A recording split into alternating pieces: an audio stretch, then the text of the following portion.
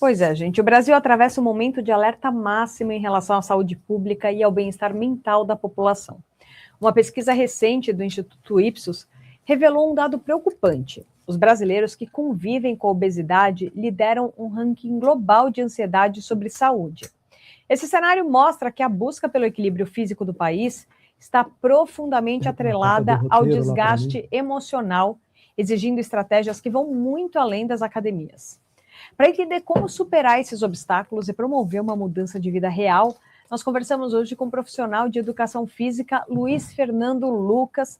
É um prazer te receber aqui, Luiz. Seja muitíssimo bem-vindo nessa sexta-feira 13, né? Sexta 13, nem falamos disso. Seja muito bem-vindo, Luiz. Boa noite, Camila. Obrigado pelo convite. Boa noite também aí ao Germano, a todos que estão acompanhando. Muito obrigada. Luiz Fernando, vamos lá. Esse dado da pesquisa Ipsos é alarmante, coloca o Brasil em uma posição difícil no cenário mundial. Na sua prática diária, como é que você percebe que essa ansiedade afeta o ponto de partida de quem precisa combater a obesidade?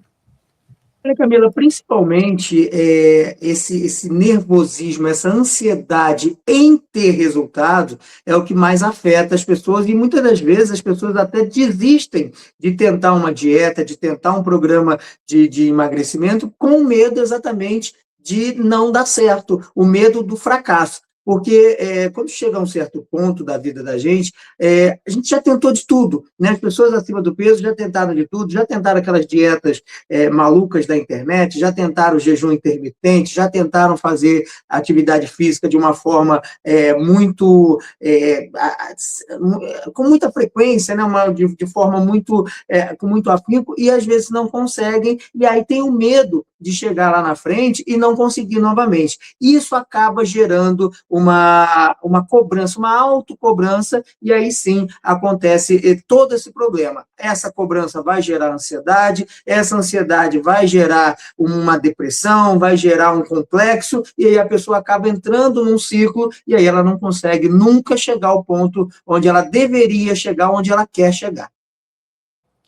Agora, muitas vezes, o excesso de informações e a pressão das redes sociais acabam sendo gatilhos para esse quadro de ansiedade, né? Qual que é o primeiro passo para que as pessoas consigam separar o cuidado com a saúde da busca por um padrão estético que pode ser muitas vezes irreal?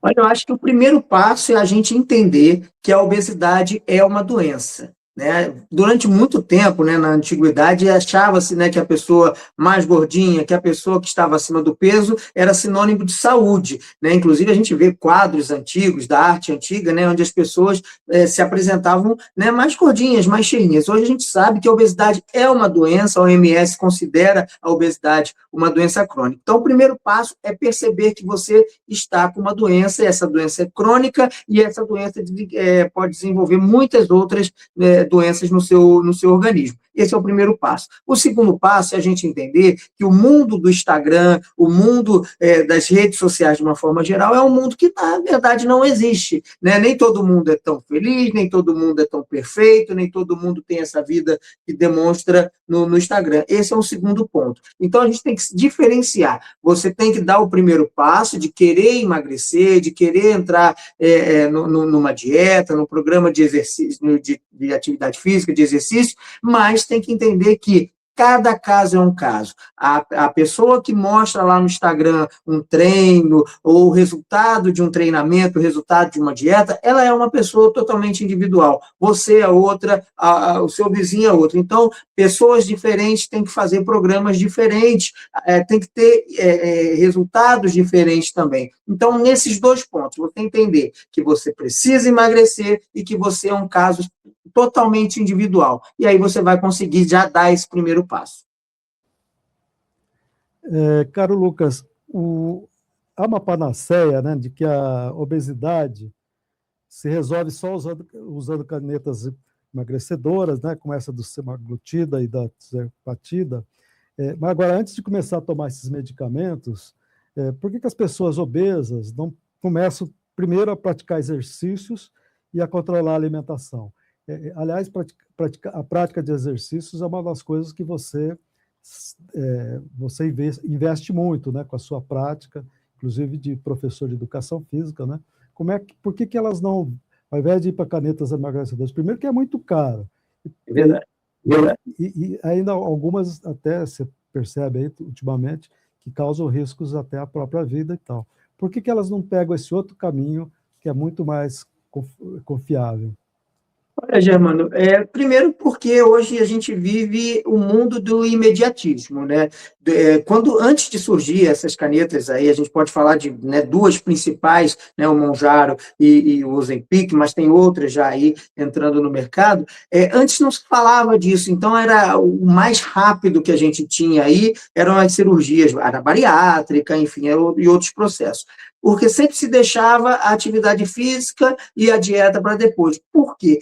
Exatamente pelo imediatismo. Todo mundo quer ter o corpo perfeito, o corpo bonito, mas de um dia para a noite, né? A gente tem que lembrar que você não chegou nesse ponto da obesidade, né, da estar acima do peso, também de um dia para o outro. Você fez todo um processo, né? A pessoa leva anos para chegar a um ponto de uma obesidade mórbida, muitas das vezes. Então, mas ela quer o resultado de um dia para o outro. E essas canetas emagrecedoras e outros medicamentos também, eles prometem esse resultado mais rápido. E realmente, a gente tem visto que o resultado perder peso é rápido, né? Diante, né, se for comparar com o resultado de uma pessoa que vai para a academia, leva aí 4, 5 meses para ter algum resultado de hipertrofia, ou então 4, 5 meses para perder peso, né, perder massa, gordura. Então, esse imediatismo é o que está levando as pessoas para as canetas. Só que existe um grande problema. Essas canetas, né, o emagrecimento dessas canetas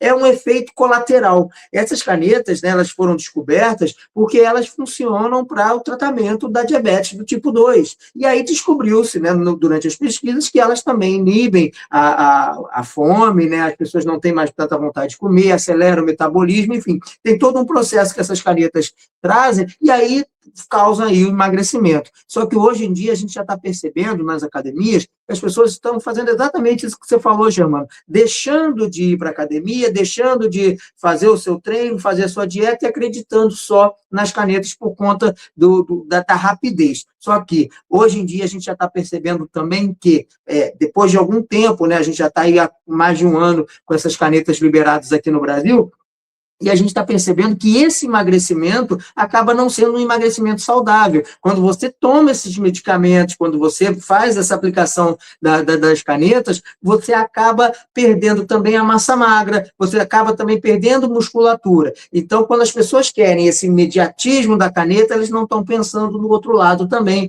e a gente mais para frente vai perceber outros efeitos que estão vindo aos poucos. Mas, resumindo, as pessoas estão procurando a caneta porque é mais rápida do que ir para a academia. Você se especializou, né, como preparador físico no acompanhamento dessas pessoas, né, que na prática de exercícios, né, que você sugere, né, a musculação, você também é professor de capoeira, né? Tudo isso são atividades muito mais práticas, porque as canetas emagrecedoras e as cirurgias bariátricas, depois, muitas vezes, as pessoas voltam a engordar de novo lá para frente, né? Então, não é um emagrecimento duradouro, né? Quer dizer, você acha que esse slogan de comer menos e se exercitar mais é uma coisa que precisa durar a vida inteira? Precisa, Germano, precisa sim. Inclusive, isso que você falou agora, né, de voltar a engordar, a gente chama de efeito sanfona, tem acontecido muito, exatamente por esse motivo que a gente falou agora. A gente tem o emagrecimento, a gente tem a perda de peso rápido, mas quando a gente entra num processo de emagrecimento, a gente tem que mudar a nossa rotina, a gente tem que mudar os nossos hábitos, a gente tem que mudar o nosso dia a dia, não é só tomar a medicação, não é só fazer a cirurgia, no caso da bariátrica, a gente tem que se transformar em vários aspectos físicos, aspectos emocionais, aspectos sociais, né? São vários aspectos. Então, na educação física, né, no meu caso, eu sou mais focado na musculação, na corrida de rua, na capoeira, mas em qualquer modalidade, você precisa ter constância, muito mais do que a intensidade, muito mais do que estar lá todos os dias pegando forte na musculação, enfim, em qualquer atividade, você tem que estar lá com constância. O que é a constância? É fazer sempre aquela atividade para que o seu corpo vá perdendo aos poucos aquela caloria a mais, aquela gordura a mais. E o que acontece? Quem vai para a caneta, quem vai para a sua cirurgia e não muda esses hábitos, acaba voltando. E aí volta, Germano e Camila, naquilo que a gente começou no nosso papo de hoje, no fracasso. A pessoa chegou ali próximo ao peso que ela estava querendo ter, ela chegou próximo ao corpo que ela estava querendo, que ela almejava quando ela começou aquele processo. E aí o que acontece? Ela volta, né? Porque não teve essa mudança de rotina, ela volta a ter o peso. Ou pode não voltar tudo, mas volta bastante ao peso que tinha antes, né, de começar tudo isso, e aí volta a ter ansiedade, ela volta a ter medo de tentar novamente, não conseguir novamente, ainda tem a pressão, né, da sociedade de uma forma geral. Poxa, mas você já estava tão magrinho, você já estava tão magrinha, e aí voltou, ganhou tudo de novo. E isso, na cabeça da pessoa que está tentando ali um processo de emagrecimento, é uma coisa muito grave, porque a pessoa se cobra bastante. E aí, quando ela não tem esse resultado, infelizmente, ela acaba, né, voltando muito pior. E tem gente que realmente larga de mão. A partir de agora não quero mais saber, não vou tentar mais emagrecer, não vou tentar, vou comer de tudo, e aí volta até pior. Para quem está chegando agora aqui no BCTV, a gente está conversando hoje com o Luiz Fernando Lucas sobre o ranking global de ansiedade e os desafios da saúde. E olha, aparentemente você faz um bom sucesso aqui na nossa live, viu? Porque o Felipe Santos mandou muito bom, hein? Lucas manda muito bem. Gabriel Ferreira falou, sabe muito. Adriana Black está por aqui também. Um beijão para você, Adriana. Obrigada por tudo. E olha, conto com a sua continuidade aqui do nosso projeto. Agora, Luiz, vamos lá. O pessoal aqui está te elogiando, eu tenho certeza que devem ser os seus alunos de personal, estão querendo um treininho mais leve da próxima vez. Não vai deixar eles folgarem, não, porque eu conheço bem essa motivação aqui. Eu também sou dessas que vou lá e elogio. Vamos reduzir a série hoje? Não pode deixar, não. A Felipe e Gabriel, ele vai pegar mais pesado no próximo treino. Agora, Luiz, vamos voltar para o nosso assunto, porque para quem está nesse estado de paralisia pela ansiedade, sabe? Que tipo de atividade é mais indicada para começar sem gerar mais estresse para o corpo e para a mente? Porque quando você está na ansiedade, você fala, eu vou começar, e de repente começa a vir um monte de ansiedade, um monte de estresse, vai tudo ao mesmo tempo. Tem alguma atividade que consiga trazer um equilíbrio para as pessoas?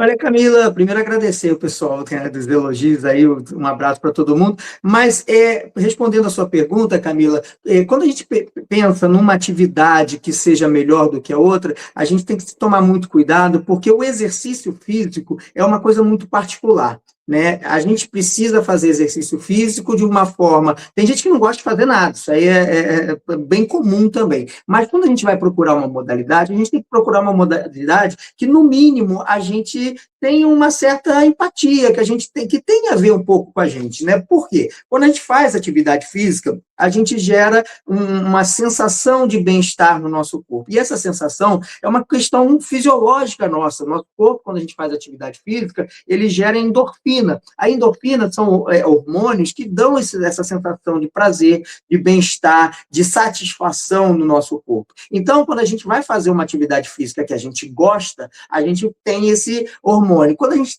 vai para lá sem nenhuma vontade, olha, eu não suporto tal modalidade, eu não suporto tal exercício, aquilo não vai gerar uma endorfina com uma quantidade suficiente para te dar essa sensação de prazer. Agora, o que eu posso indicar para quem está ali sem fazer atividade nenhuma, inclusive agora, dia 10, nessa semana, foi o Dia Mundial de Combate ao Sedentarismo, então, quando a gente vai indicar alguma modalidade, a gente começa a indicar as modalidades mais simples. E qual é a modalidade mais simples, mais fácil que a gente tem aí, mais palpável, mais próximo de todo mundo? É a caminhada. Hoje você pode botar um tênis no seu pé, um tênis que seja confortável, e sai por aí caminhando. é uma ótima atividade física. Para quem mora numa cidade no litoral, para quem tem um parque perto de casa, é ótimo você sair de casa, dar uma caminhada, fazer uma corrida, para que você comece ali a ganhar gosto pela atividade física.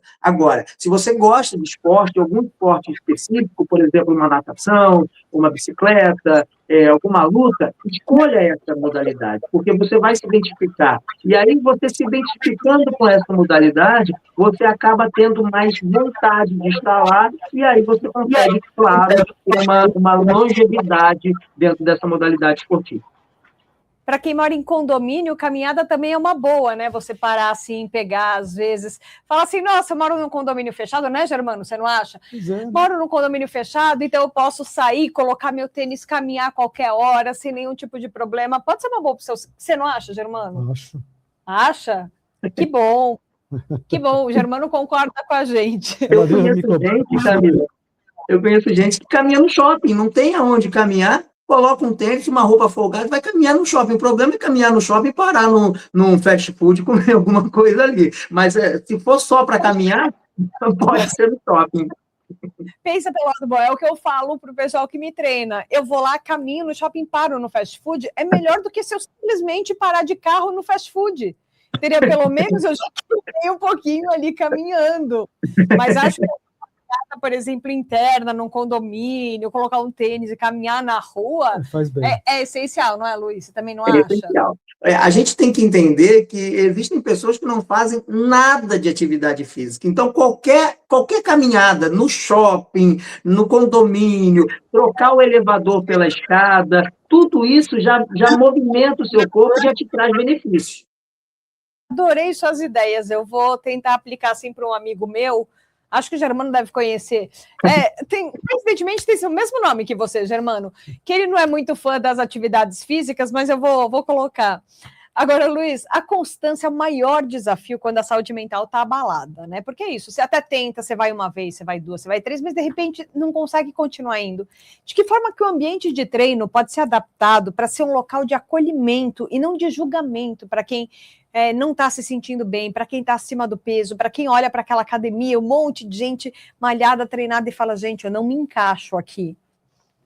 Acontece bastante, Camila. A gente indica, né? Tem algumas dicas que a gente pode dar para quem tem medo, né? Quer fazer atividade física, mas tem medo de não conseguir continuar. E a principal dica que eu dou para os meus alunos quando eles falam isso para mim é encontre um amigo de treino, um colega de treino. Essa pessoa, ela vai ser ali vai te estimular a continuar. Ou pelo menos se você não quiser ir, você, poxa, eu tenho que ir hoje porque o Germano vai comigo. Então, se eu não for, o Germano não vai. Então, eu vou por ele e ele vai por mim. Então, você criando esse laço com alguém, essa obrigação que você tem de estar ali, porque senão o seu amigo de treino não vai, talvez o marido, a esposa, o filho, alguém que vai te incentivar a ir para esse local, já é um grande avanço. Uma outra dica que eu dou para quem tem aí medo de ter preguiça amanhã ou depois, é já deixar tudo pronto. Se você vai para a academia pela manhã, já deixa a sua bolsa, já deixa a sua mochila, tudo que você vai usar na academia no dia seguinte, você já deixa separado. Aí você só pega a mochila, coloca nas costas e já vai. E a terceira dica que eu dou, e parece que é a pior de todas para quem quer criar uma desculpa, tá com preguiça? Vai com preguiça mesmo. Porque quando você chega lá e você começa a fazer atividade, as endorfinas começam a trabalhar. E quando a endorfina começa a trabalhar, eu tenho certeza que no final você vai falar, nossa, ainda bem que eu vim, ainda bem que eu fiz, ainda bem que eu cheguei até aqui. E você deu o exemplo da academia, minha academia cheia, a gente tem que lembrar que a atividade física não se restringe à academia. Você pode fazer atividade física no parque, você pode fazer na piscina, você pode fazer nessas academias que tem nas praças, né? Normalmente chamam academia da terceira idade, mas eu prefiro chamar academia de todas as idades, todo mundo pode participar nessas academias. Então, tem muita gente que não gosta do ambiente da academia, de estar ali fechado, tocando aquela musiquinha, tem gente que não gosta. Agora, procure um lugar que te agrade, porque a constância, como a Camila falou, como eu comentei também, é muito mais importante do que a intensidade. Então, vá, treine, que eu tenho certeza que um dia, quando isso entrar na sua rotina, você vai agradecer ao seu eu de 20, 30 dias atrás que deu esse primeiro passo. Rapidinho, só fazer um comentário. Você sabe, Luiz, que é um acordo que eu tive que fazer com a minha médica, com a minha nutróloga, foi o seguinte, ela falou assim, você quer desistir do treino, você pode desistir, mas você vai vestir a roupa e você vai até lá. Aí você chega lá e você desiste. Você pode voltar para casa e falar assim, tá bom, não vou treinar. E eu olhei para ela e falei assim, acho que isso é uma ideia meio louca, né? E aí eu adotei, eu falei, tá bom, vou fazer isso. De todas as vezes que eu fui, nenhuma vez que eu cheguei na academia, eu virei as costas e fui embora. O máximo que aconteceu, eu comecei a treinar, e aí no meio do treino, falei, ok, não tô aguentando, vou fazer só meio treino e fui embora, mas saí de lá orgulhosa do tipo, pelo menos eu fiz a minha parte. Então, acho que isso é uma sugestão sensacional. Diga, Germano. Professor Luiz, diz uma coisa, por que muita gente que está obesa, que não está praticando exercícios, etc., marcam a academia, depois não vão, tentam fazer dieta, começam e não terminam, né? Não terminam nada, né? Mas depois, quando estão atingindo aí doenças mais graves e tem essa recomendação de fazer, aí sim que elas procuram, né? Além de diabetes e outras, quais são as principais doenças que surgem em decorrência da obesidade? Olha, Germano, a gente tem que pensar, né, que a obesidade em si ela já é uma doença. Então, a gente tem que perceber que com a obesidade a gente tem muitos problemas, com o acúmulo de gordura, principalmente a gordura que a gente chama de gordura visceral, são as gorduras que ficam próximas dos nossos órgãos vitais, né, coração, pulmão e todos os outros. Essa gordura vai trazer dificuldades na circulação, vai trazer dificuldade para respirar, vai trazer dificuldade até para o coração bater, dependendo da quantidade de gordura que está ali. Então, são inúmeras doenças. A gente pode citar aqui arritmia, a gente pode citar aqui grande possibilidade de um ataque cardíaco, de um infarto, AVC, enfim, da parte física, né? A gente pode contar essas doenças. E a gente pode falar também sobre as doenças psicológicas, as doenças emocionais, ansiedade, como a gente falou há pouco, a depressão,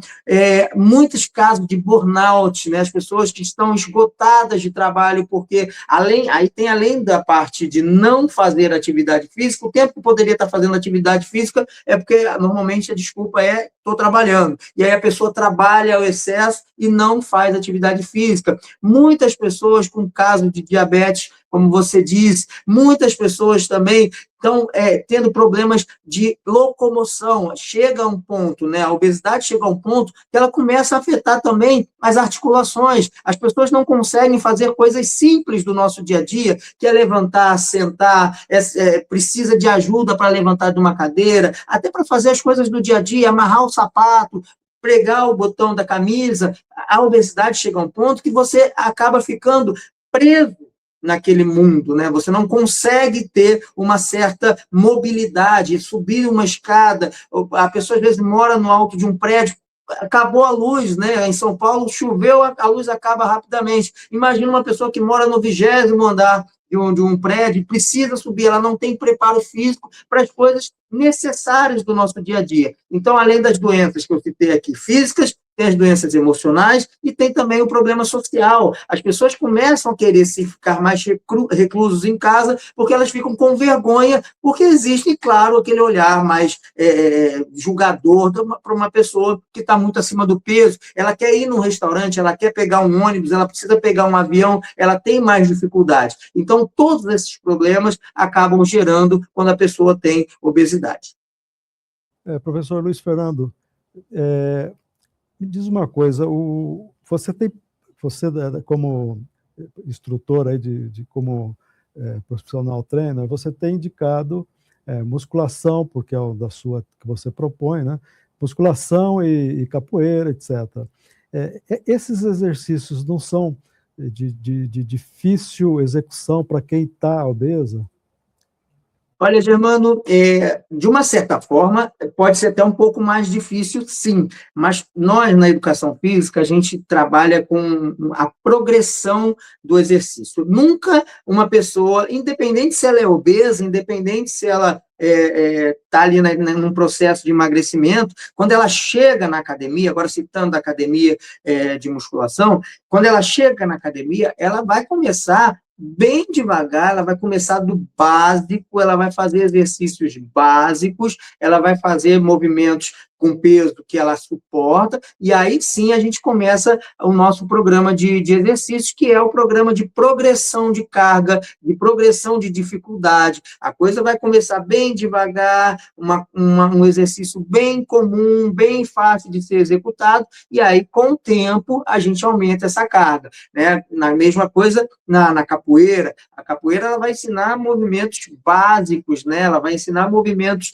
muito simples para as pessoas aprenderem, e aí sim, do simples vai subindo e vai chegar, nessa progressão vai chegar nos mais elaborados. Na musculação, a gente tem o controle das cargas. Quando você está lá num aparelho, ou então com um halter, você não vai começar ali a fazer um bíceps com 18 quilos de cada lado. Você vai começar com 4, 5 quilos, e aí sim vai subindo. E tudo isso mostra a necessidade sempre, em qualquer modalidade que seja, do acompanhamento de um profissional de educação física, né? Não adianta chegar na academia e fazer o treino que você viu na internet ou o treino que o seu colega está fazendo. Cada um tem que ter um treino individual, e por isso que toda academia precisa, por lei, ter um profissional de educação física habilitado para que ele possa indicar quais são os exercícios e qual a intensidade de cada exercício para cada pessoa.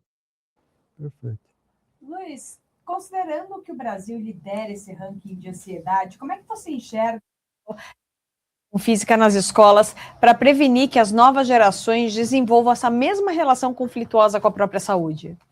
Olha, eu acho tão importante o ensino da educação física, as aulas de educação física na escola, como são importantes as matérias, as outras disciplinas, como português, matemática, enfim, as outras disciplinas. Por quê? Quando a gente está na idade escolar, a gente precisa se movimentar sempre, isso aí é a fase da vida. Mas quando a gente está na idade escolar, a gente começa a descobrir, a gente começa a ter as rotinas que a gente vai levar para o resto da vida.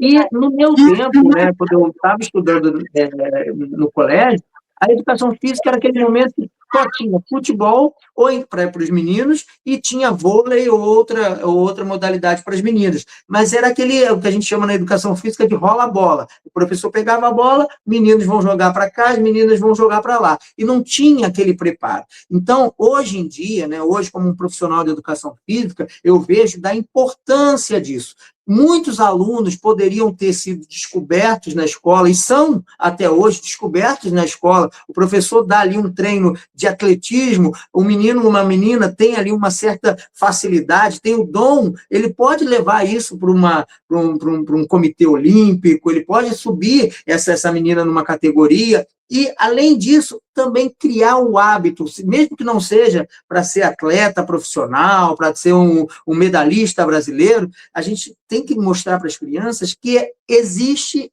o esporte. Não é só o futebol, não é só o vôlei, não são só aqueles esportes mais comuns. Precisamos mostrar para as crianças que elas precisam praticar atividade física, ainda mais hoje em dia, né? No meu tempo, a gente ainda saía para a rua para brincar, chegava da escola, fazia a tarefa de casa, ia para a rua brincar, só voltava à noite. Hoje em dia, infelizmente, com a segurança, muitas pessoas estão dentro de casa, é o celular na mão, é a televisão ligada, e a criança não faz atividade física. Às vezes, o único momento que ela tem para fazer qualquer atividade física é quando ela está na escola. Então, é muito necessário, é muito importante que todas as crianças façam as aulas de educação física, que os professores estejam preparados para dar verdadeiras aulas de educação física, apresentar esportes, apresentar modalidades, apresentar possibilidades para essas crianças, para que elas possam se desenvolver fisicamente. Hoje em dia, a gente encontra pessoas jovens que chegam na academia para treinar musculação com a gente, ou até para treinar capoeira, enfim, no dia a dia mesmo,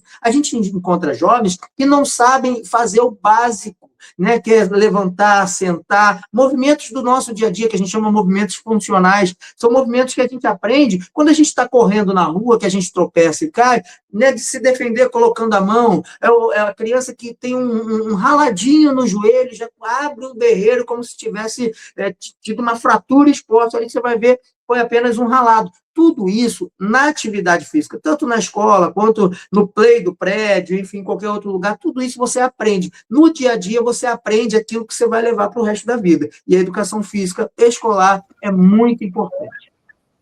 Com toda certeza. E eu acho que diante de um mundo cada vez mais acelerado, entender que o cuidado com o corpo é indissociável da saúde mental é o único caminho possível para uma sociedade mais saudável. Muitíssimo obrigada pelo papo, Luiz Fernando Lucas. Eu que agradeço, Camila, agradeço, Germana, a todos do Brasil Confidencial. Precisando, a gente está sempre por aqui. Obrigado, Lucas. Na próxima vez que você vier aqui, eu vou te perguntar como é que foi sua participação lá no encontro da TV Globo, que você também foi produtor lá, né? Mas depois, na próxima vez, a gente fala por isso. Pode me chamar que a gente fala sobre tudo. Obrigado.